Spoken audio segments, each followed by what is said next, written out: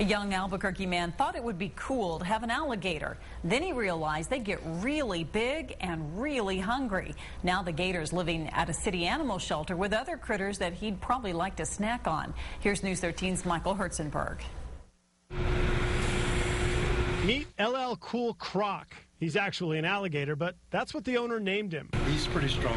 He spends his days now swimming and crawling around in this metal tub at Albuquerque's West Side Animal Shelter.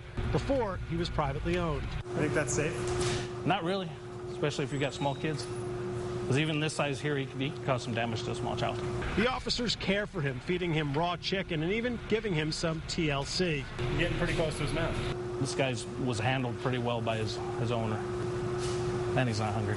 Tame and well-fed, but don't be mistaken. He doesn't like strangers, and despite his rap star name, LL doesn't like cameras. His teeth are like little knives. They're designed to cut through flesh quickly. The owner didn't want to go on TV, but said LL just got too big for his crib and too big to care for safely.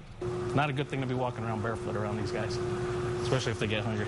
He ended up here in June amid barking dogs and people looking to adopt, but you can't take LL home.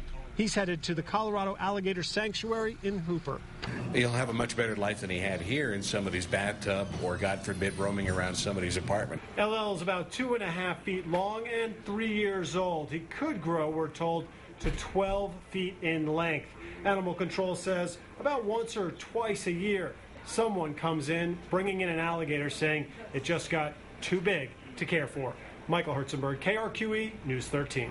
Officers say city residents are allowed to own up to 15 alligators without a license, but only if the gators are born in New Mexico. You can't import them.